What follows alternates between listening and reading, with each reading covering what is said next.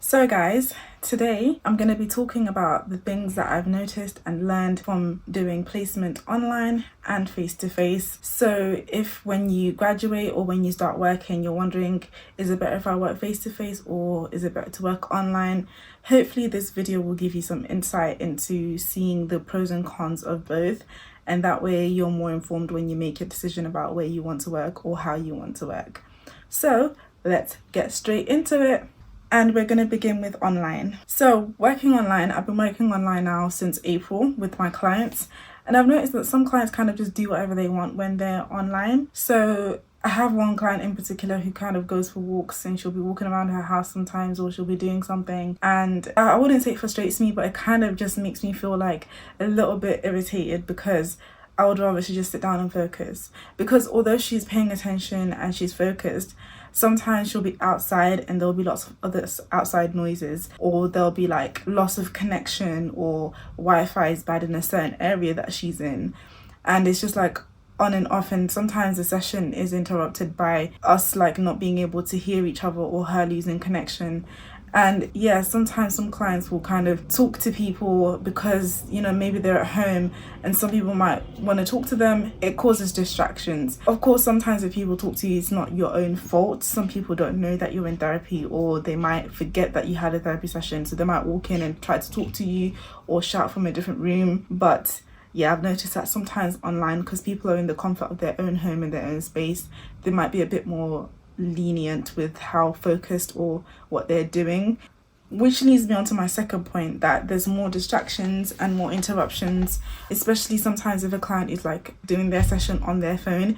They might get notifications, and you can tell when someone gets a notification, like they look up, or someone might try and call them, or something happens with their phone, they might need to go get their charger, or earphones stop working, which has happened to both the clients and to myself during the sessions.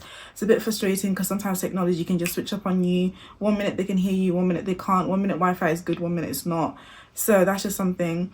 And you know, I've been that client where my sister walks into my room and starts talking to me, and I'm like, sorry, hold on a second, or something happens in the house and I have to attend to it. So being online can be frustrating in that sense, because you don't always get the privacy that you really, really want and need to be able to focus on the session. And so I do understand when it happens to my clients, but some clients optionally choose to do something instead of sitting down and just focusing. So if it becomes a big problem, it might be something to address with your clients, especially if they're not able to focus on the session and speak, or they're using it as a way to avoid having to speak about certain things, then yeah.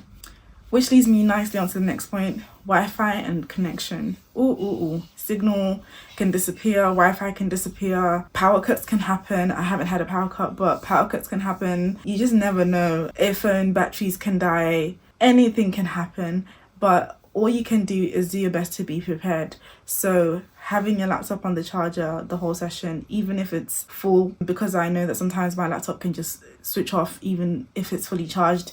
So best to have it plugged in, or at least have your charger nearby. Earphones, if you're using like wireless ones, make sure they're charged. Mine's literally switched off in a session the other day. Sometimes they disconnect.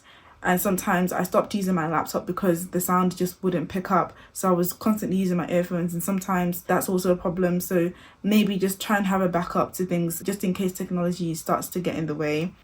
Obviously, there is positives to doing online counselling. It's convenient, saves time. You don't have to go somewhere and drive somewhere, or get stuck in traffic, or, you know, run late because of the bus or transport. You can just open your laptop or switch on your phone and click on the link and join the Zoom call or the Google Meet, whatever it is that you're using, and just be on the call. And as well, if you're like using, I think, Google Meet and Microsoft Teams, I don't know if Zoom does it, but you can use like a green screen where you can change like the scenery behind you. So if you don't want them to see what room you're in or what your house looks like, you can literally just put a green screen, and you can also use the blur effect to blur your background as much as you want. And sometimes it depends on what device you're using. So that's also really, really nice when you're online and you don't want them to see like where you're at.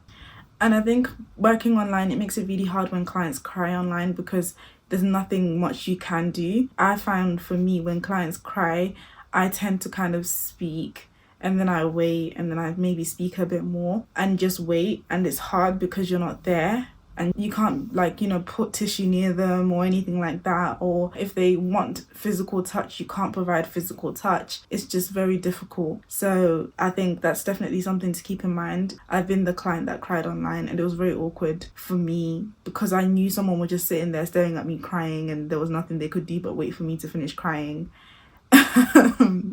Thinking about it now, it's kind of funny, but yeah, it was very awkward just having her sitting there staring at me through my computer, kind of just wanting to lie down in bed and switch off my laptop, but having to sit there and let someone watch me cry was very awkward.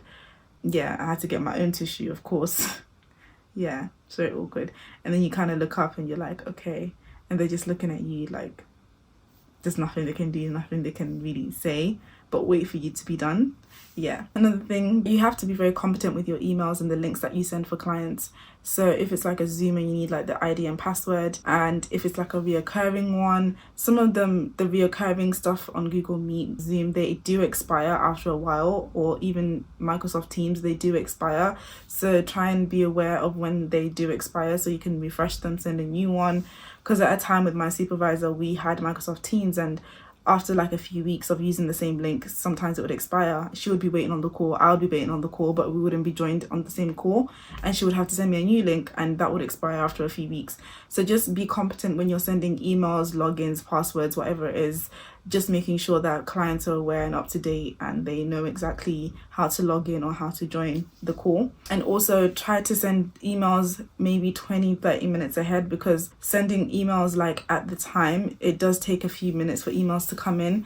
One of my previous therapists would literally send the email like 1 minute before or on the dot, and then it would come to me like a few minutes later, like 3-4 minutes later, and I would be like, why don't you just send it before? Like, I'm not going to join the session early. Like, if anything, I make it a point to be live on the session 1 minute before, just in case the client turns up 1 minute early. And honestly, it's not that deep if you're 1 minute early. It just shows that you're on time. Their phone might be a minute ahead. It's not that big of a problem. It's just better that you send the link maybe 10 minutes before if you really don't want to do it earlier than that, maybe 10 or 5 minutes before, so that it's in their inbox on time, instead of them having to wait for your email and wondering why you haven't emailed them yet.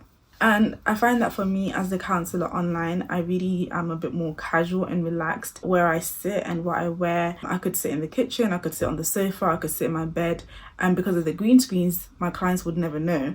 And of course, because they can't see my full outfit, I could be wearing like the smartest thing up here and wearing like my shorts at the bottom. In general, I'm a bit more relaxed in what I wear because my camera kind of shows like here. It doesn't really show much lower than that unless I'm using my phone. It's nicer in that way because you can be warm and comfortable and be in your safe space as well. So now that we're done with online, let's quickly talk about what things to keep an eye out for face to face. So I think obvious one is like, it's more focus, less distraction, because you're in an isolated private room, hopefully, and it's just the two of you, and there's no like family members coming in and talking, or somebody calling and you having to pick up, because it's just the two of you, and it's a designated quiet space for both of you to just be focused and intentional for that hour. Some people might still use their phones, but you just have to be clear about it. And, you know, for them, if they have important calls, to let you know that they need to take a call. But I think with phones, just be clear about it. If it's a big problem, tell clients beforehand, put your phone out of sight or keep it on silent or whatever it may be. For me personally, I don't feel more or less connected to my clients. I know some people might feel more connected because they're face-to-face in comparison to online.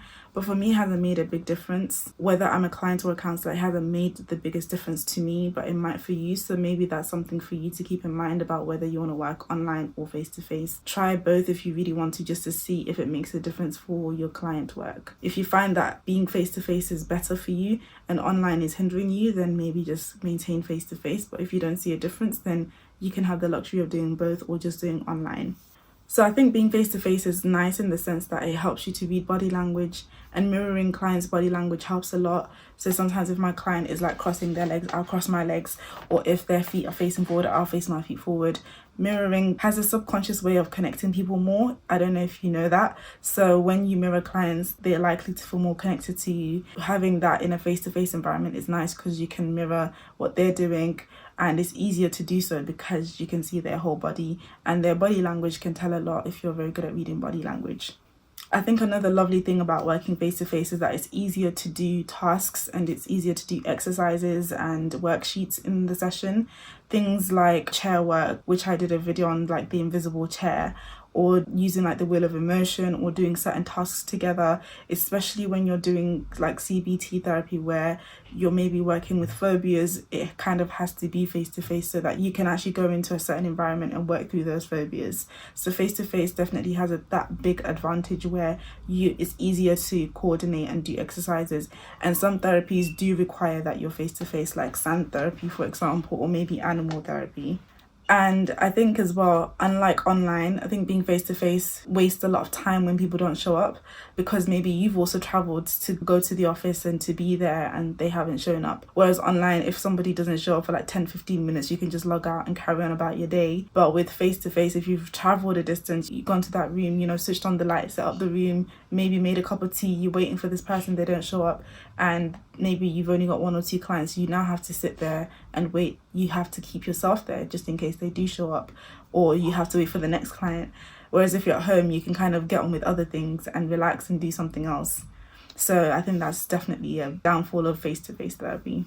And I think as well, on the flip side, it's nice when you're away from your own house, in terms of the fact that you can kind of escape from your personal life. Some people like the fact going to therapy is far, it's somewhere else, it's not within their house.